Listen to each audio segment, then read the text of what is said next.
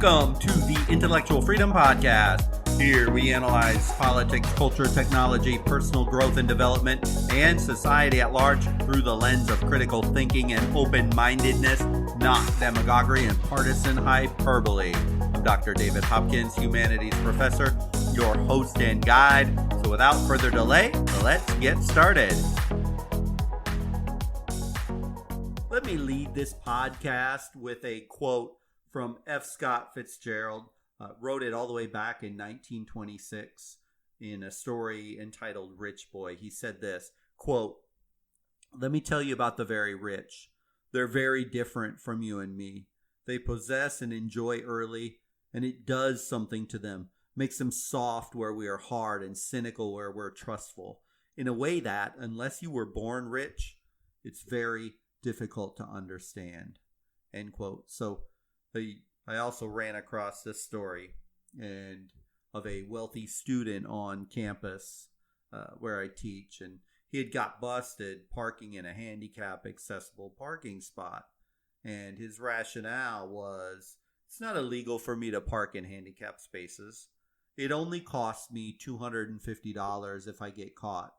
I'd rather not deal with the rain and pay the parking ticket.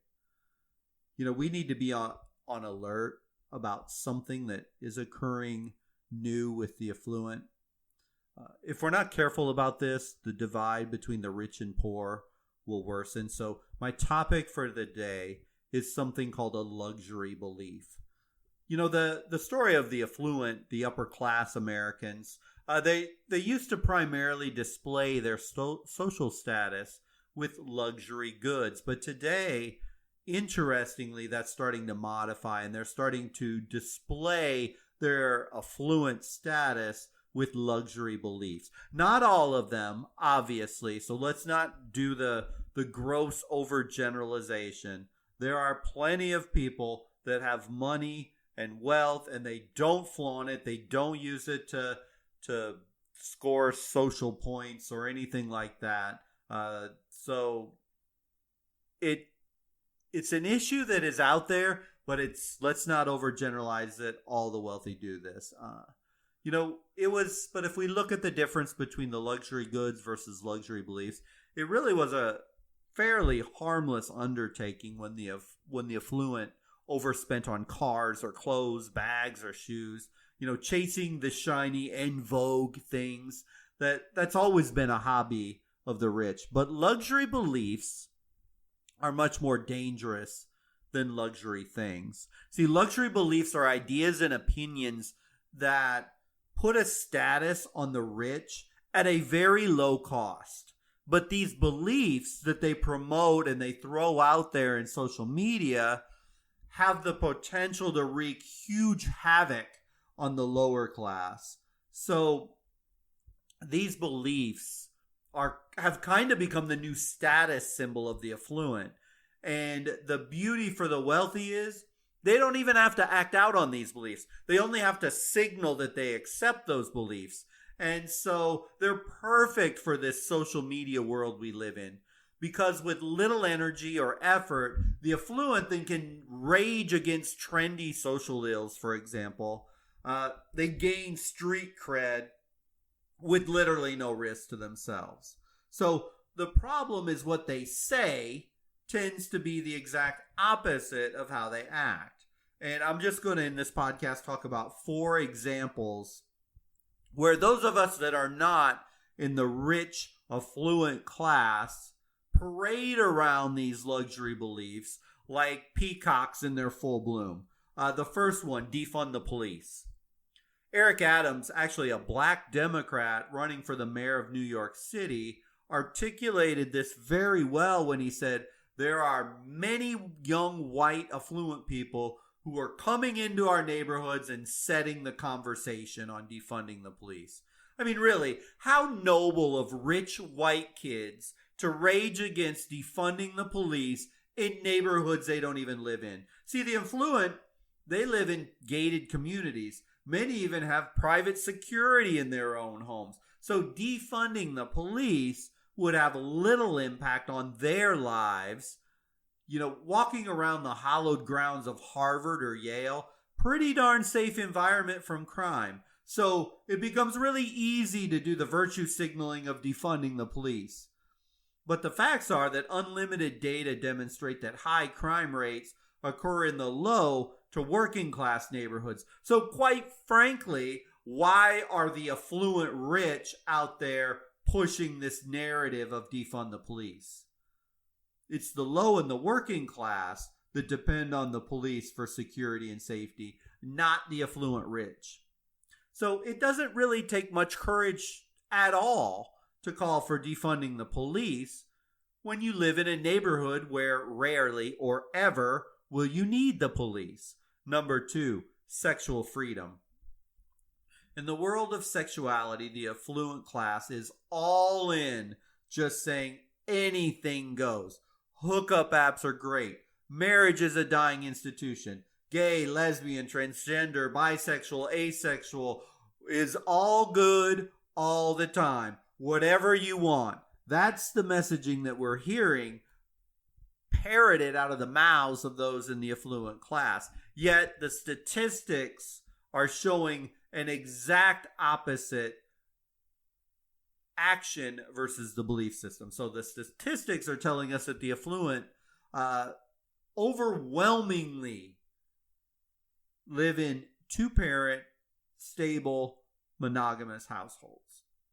The affluent are less promiscuous, and the number of single moms is dramatically lower in wealthy homes. Studies also show affluent millennials and Gen Zers, when you poll them and ask them what they want in the future, they say they want to live in a stable home like their parents when they settle down, which is common and normal and expected. So the data shows over 85% of affluent families live in traditional 2-parent households. In the low and working classes, 2-parent households fall to around 30%, a dramatic difference. So here we are again. It's easy to virtue signal these luxury beliefs to the world as if they're good and valid and that's what they want, when in fact that's not how they act, and nor is it how they hope to act in the future. See that instability in the home? It's wreaking havoc on poor and working class communities. Having been a foster parent for years, my goodness, the devastation when that family structure is destroyed is it's stunning to see it in action. So the destruction of the nuclear family, it's not a problem for the affluent class because their households are holding pretty steady. Yet they mock, they decry the traditional structure that one day they want to live in and what they grew up in. Number 3, white privilege. Affluent whites are the by far most enthusiastic about pushing the idea of white privilege. Yet they're the least likely to incur any cost for promoting that belief. See, in a bizarre, ironic twist, the affluent white person gains status by lamenting their high status. So if the moral outrage that comes from these affluent white classes in the universities, in the education system, or in society in general, if that moral outrage is going to lead to a new law, it's not going to be the privileged white people that are harmed. The wealthy have the resources to overcome any inconvenience that the poor are going to bear. So it actually seems absurd to say that 20 million whites right now that are living below the poverty line in America, that they have white privilege. Whites make up half of all the people below the poverty line in America, which is almost spot on to the exact demographic that are white people in America. So it's this misplaced claim anyone of any race below the poverty line is privileged. I mean, that's almost absurd to make that claim. Most whites that are living below the poverty line would likely say, could I get me some of that white privilege, please? I could really use it about right now. Number 4, socialism. Socialism is good. Ask a young adult about the evils of capitalism, and they will tell you very clearly how evil it is. Poll after poll shows young adults have a more positive view of socialism than prior generations. Yet, millennials are on the cusp of being the recipients of an enormous generational shift of assets over the next decade. It will be the most significant shift of wealth in American history. Tens of trillions of dollars are going to pass between the generations in the next decade. Now, could it be that some affluent whites will give up their trust funds and all of their money for a socialist ideal of equality? Well, maybe. I highly, highly doubt it. May some be more generous than prior generations? Possibly. I could see that. But history tends to repeat itself. So the actions most likely are not going to meet the reality for all the virtue signaling of the let's share everything together in a socialist utopia of love. You know, the sociologist Lauren Rivera found a full 70% of Harvard's senior class submits resume to Wall Street and Wall Street consulting investment banking firms. Despite endless anti-war, anti-capitalist rants from elite university students, they still seek out high-paying investment banks and consulting firms to work for at the highest rate of any other type of job. Statistics show a mere 3.5% of graduates from the Ivy League end up working in government and politics, 5% in healthcare-related fields, 8.8% in any form of public service. Nearly none take a low-paying job as a K-12 teacher. So what they say they want versus what they are doing are not matching. There is such power in the social media and this image and this street cred that the wealthy people are trying to bestow upon themselves that is not healthy. So, again, none of this article minimizes, none of what I'm talking about here minimizes real problems that face our society today. And I'm also not writing this to mock well-intentioned, affluent, wealthy people who do truly want to solve the social ills of society. I totally admire the honest, affluent members of society who have a deep passion and want to help those in need. Yet, listening to the blustery virtue signaling from the elite is dangerous. Taking cues from wealthy plutocrats from LA or New York City is not the best course of action most of the time for most of us living in the real world trying to solve real social problems. See, their actions, the affluent's actions, they don't usually match their posturing in public. The wealthy don't bear the brunt of the problems created by false narratives that turn into misplaced laws. You and I bear the brunt of that posturing. So, just as the affluent believe they're above the common goods most of us may buy at Target or Walmart, they also have the egotistical notion that their beliefs, they're very different too.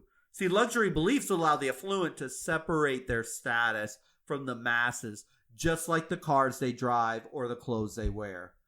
The affluent, in many ways, have always dreaded being associated with some boring, old-fashioned, middle-class, out-of-date belief system. They always want to be cutting edge, whether it's fashion or ideas, and they want to resist displaying those commonplace thoughts as much as they would want to avoid wearing off-brand shoes. So they create a belief system, and they project an image to the public to separate themselves. Yet this belief system isn't what they live, it's only an image they project to increase their social status. So the rich and powerful, they prefer to stay rich and powerful. I know it's a Captain Obvious statement there, but any help that they are offering to us little people to fix society's needs, we need to carefully evaluate those needs. Because just as F. Scott Fitzgerald said, the rich are different from you and me.